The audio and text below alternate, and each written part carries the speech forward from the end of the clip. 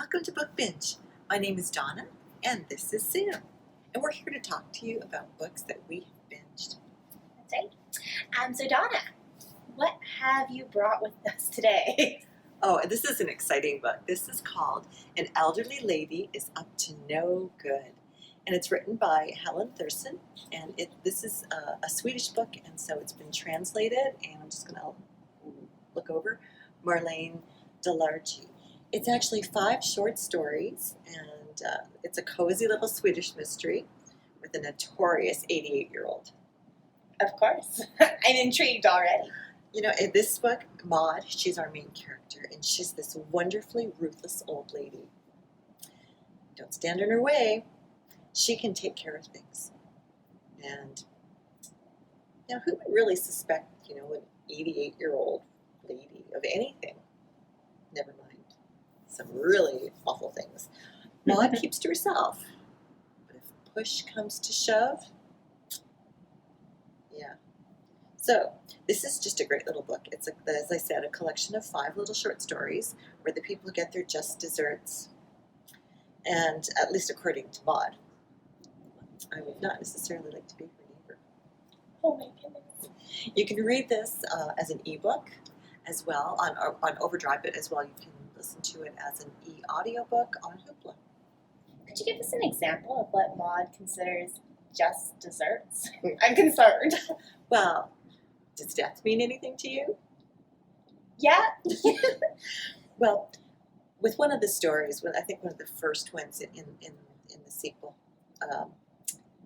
we have one of the neighbors who happens to be an artist, and she befriends Maud. Well, actually kind of pushes her way into Maud's life and into Maud's apartment. Maud's family were sort of like baroness kind of people, and they came upon hard times, and they were bankrupt of everything. So they got to keep their apartment in this huge building, and the lawyer put in their contract that the mother and the 2 girls, they could stay in the apartment rent-free as long as one of them was still alive. All they had to do was pay their utilities in order to pay their upkeep.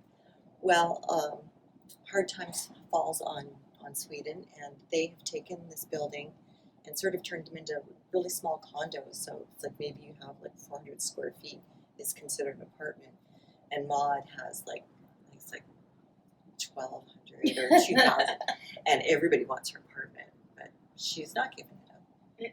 Nuh-uh.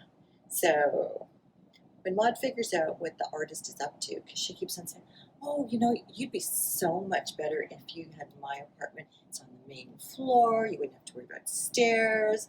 And it's got this really nice little glass atrium in the back.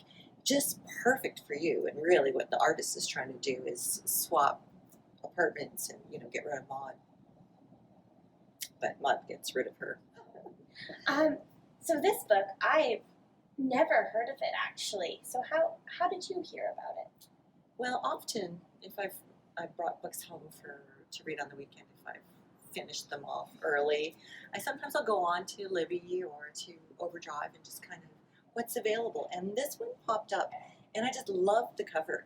They say something about don't judge a book by its cover. Yeah. But I was really drawn to it. I don't know, the cross stitch or maybe the little skull and crossbones on it kind of popped out with the little hearts as well.